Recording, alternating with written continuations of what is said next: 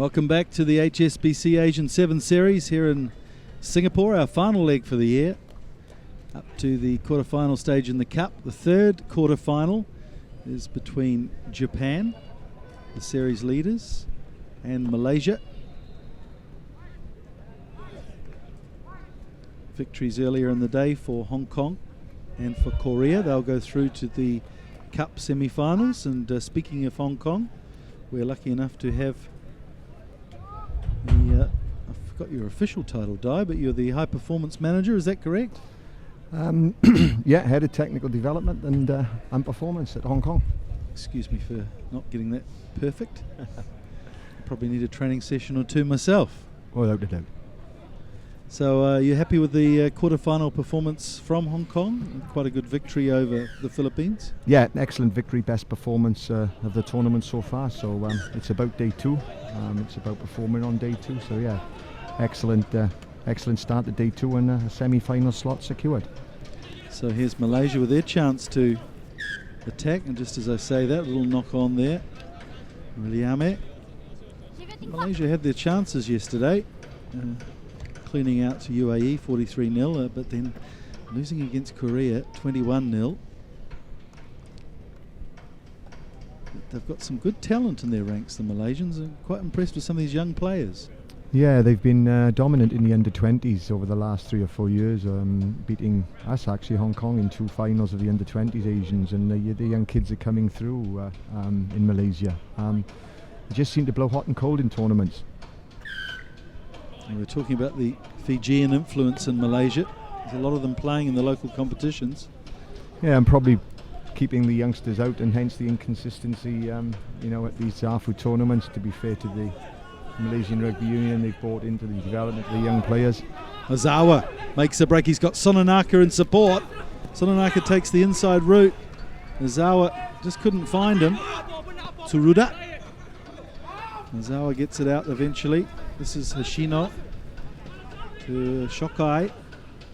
Here's Lameki inside the 22 now. Nice pop ball for Shokai for the first try, and some good cohesive play there, Di. Yeah, great stuff. It is going to come down this tournament. It's our 4th tournament in the wet and rain, and it's going to come down to minimal mistakes and some great phase play then by Japan, and their line breaker, the guy that's been the thorn in our side, Lameki, making the initial break, and the great offload beyond the tackle line to score the try. So it's going to be the time. Malaysia's had two lots of possession and spewed the ball up. What do you put down the key to your success at the Mumbai tournament? Was it revolving around the fact that you were able to extinguish Lameki's influence on the game? I think the tournaments have been very, very wet this year. I think the footing's been poor in all the tournaments, and the ball's been very slippery. So it was about minimising mistakes. Our performance this morning was about minimising mistakes against the Philippines, and we did make, in the first 2 tournaments, we made 1 or 2 more mistakes than Japan, and in Mumbai we took that out of our game. So interesting to note that the captain of Japan, Sakai, hasn't started this game. He's had a few minutes in the tournaments, that's for sure. Missed the KL leg. Oh, woeful pass there that Hashino gleefully accepts. So that was a short-lived attack there from Malaysia. Can't afford to be playing behind the gain line. Like in these conditions, laboured passing from the contact area gives the defence every opportunity to push off the defensive line, and a laboured pass into midfield easily picked off. So again, evidence that the conditions are having a huge effect on this tournament again, like the last 3.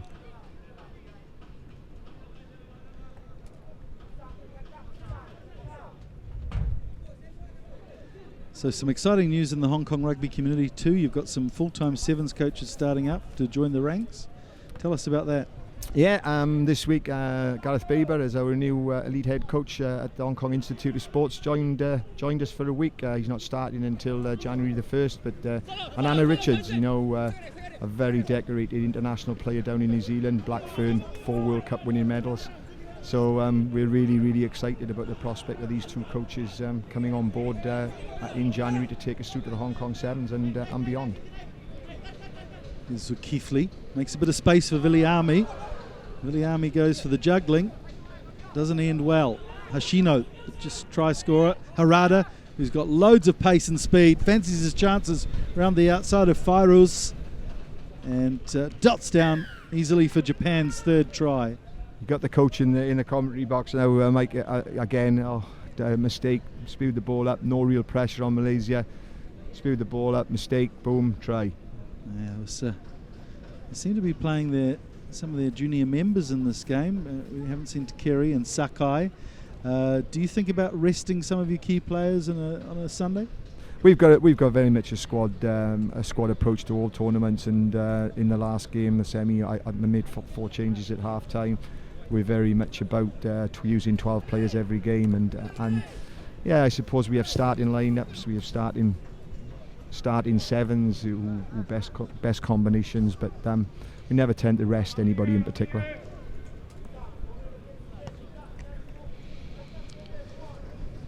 So you've got a semi-final clash against Korea. What are your thoughts on that one? Tough again, the top sides. Korea have blown hot and cold this championship. They didn't perform well in the last one, and they're under pressure. I think they've only brought two from Mumbai, two players, so a new side for us to deal with, but we know the way to play them. We've played them many times before, so fingers crossed we can produce the kind of performance we produced against the Philippines. Play breaks down at the halfway line. Penalty though for Malaysia. Fairuz takes it quickly. Zakithli, Nazaruddin. This is Ishwan. Struggles forward. Nazaruddin to Aparosa. Liame, a bit of pressure on him, but if they can get it quickly, Fairuz just had to juggle.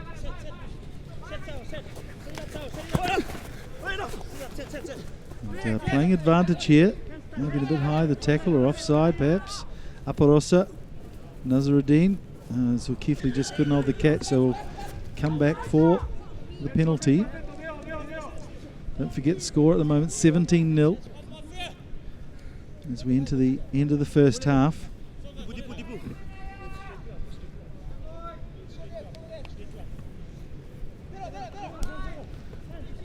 Zulkifli takes the ball to the line, Aparosa.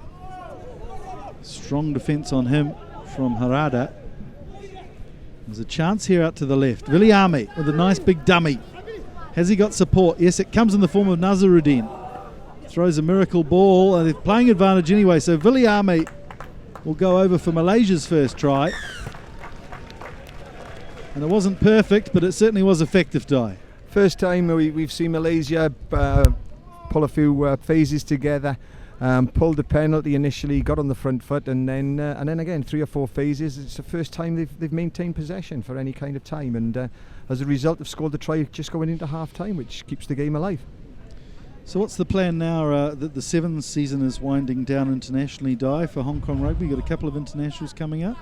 Yeah, really exciting times for us. We've been lucky enough to secure 2 international 15-a-side tests against Belgium on the 17th and the 21st of December in Hong Kong, a lovely pre-Christmas, and starts our preparation for the Asian Five Nations, which is obviously Rugby World Cup qualifiers this year. So it's over to 15s when we get back. Our full-time athletes will go into a building phase and back into club rugby, but really exciting times. It's onward and upward towards the 15 internationals against Belgium. So you've visited Europe in recent seasons as well. What's the thoughts about bringing them out? Well, Belgium are part of the development tier of they're in now what we call Performance 2 level of the IRB new structures. The idea is to get the bandings, like for instance ourselves in Korea, along with teams like Belgium, together on an international stage, hopefully in the sort of autumn series window moving forward. And it's to actually improve and cross-pollinate styles of rugby, and indeed, teams that are around about the same ranking spaces in the IRB rankings. So we lost last year to them in an econ tournament. They have a lot of international players that are playing in France in the second tier of the French league. So they're a robust, good side and coached by a Frenchman, and there'll be a handful. A lot of people wouldn't know that, but they're up in the tier 1 of European rugby now for the first time. So. People wouldn't associate Belgium with rugby, but it's about making sure that we got cross-pollination between the regions within the IRB.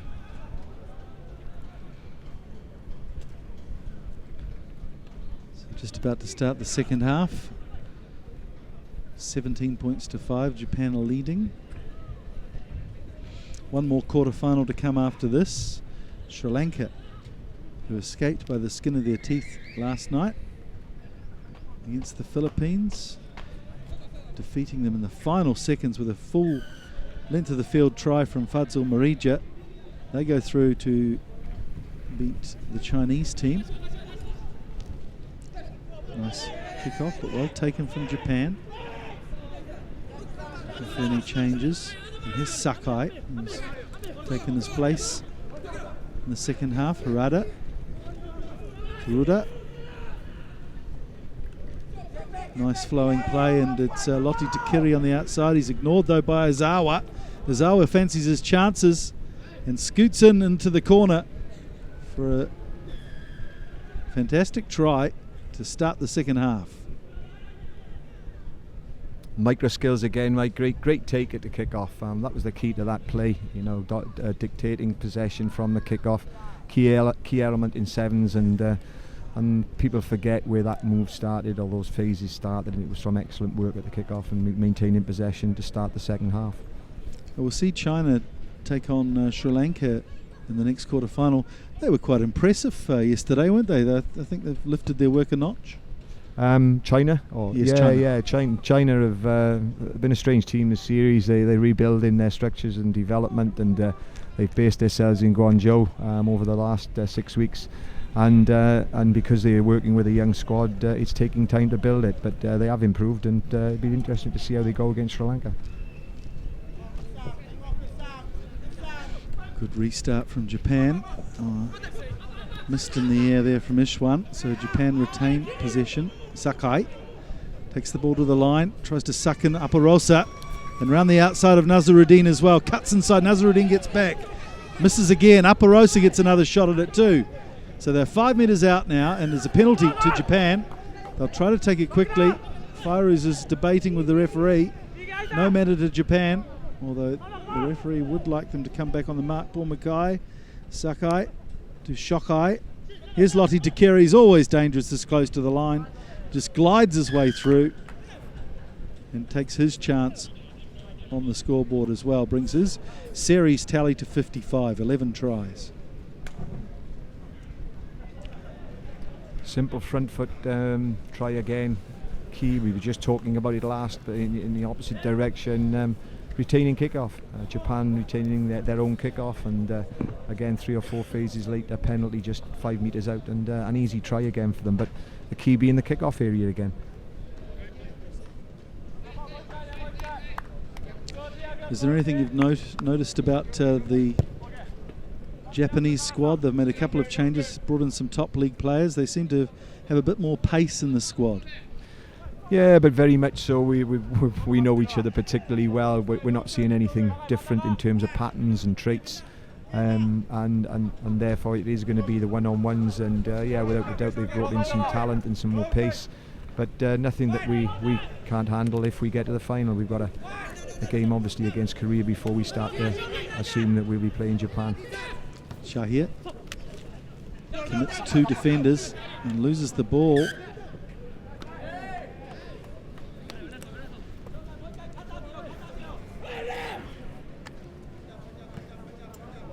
Have you enjoyed your stay in Singapore, Di? Has the Singapore Rugby Union looked after you? All the tournaments. I mean, Singapore's been fantastic this weekend. The weather hasn't been the best for playing rugby, but it's a great place to come. It's a lovely city, and I think the tournament has been very well organised, and nice little stadium. Never been and played at this stadium, but it's a good facility, and all the tournaments have been special. I think we've got a special series now in Asia. Well, you're certainly right there, and all the legs have been well looked after, and the organisation's been great. Fantastic to see the volunteers rolling up their sleeves and getting into it as Shahir takes this ball away. Good turnover there from the Malaysians at scrum time. Viliame gets it to Azizan. Zulkifli round behind his dummy runner, but can't throw the pass effectively to Aswad. Aswad scoring 4 tries against the UAE yesterday. showing what he could do with front foot ball. And Suzuki, but when he gets a chance to open those legs up, away goes the old fella, 32 years old in sevens terms. Certainly a veteran that knows the way to the try line, that's for sure.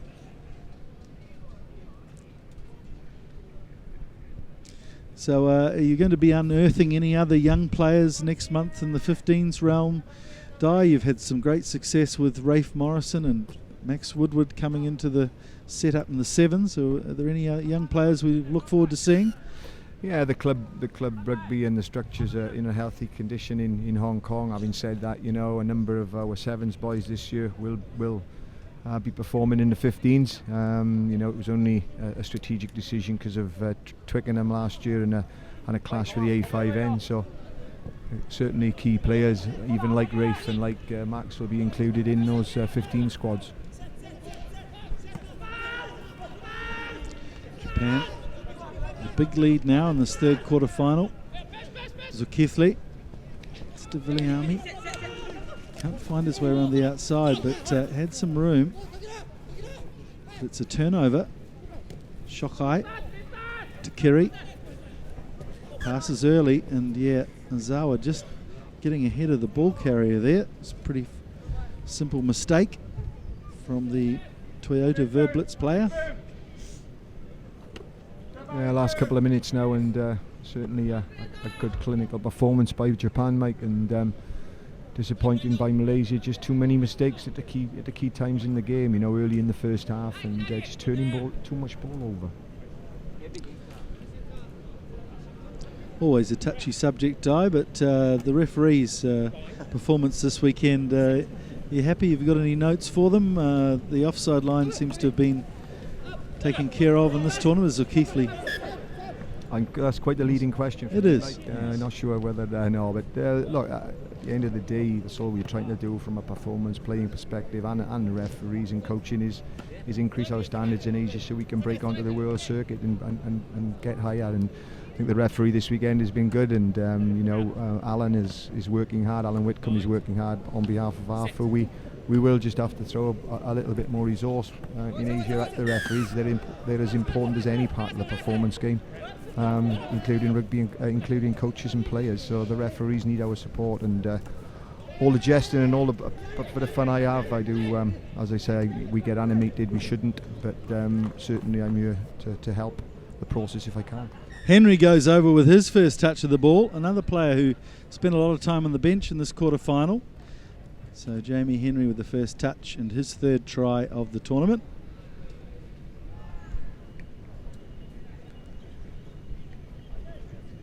So a bit of a clean up here for Japan. They've got to 40 points. That's the end of the game. 41-5 the final score. And they will go on to play the winner of the Sri Lanka-China game, which is up next.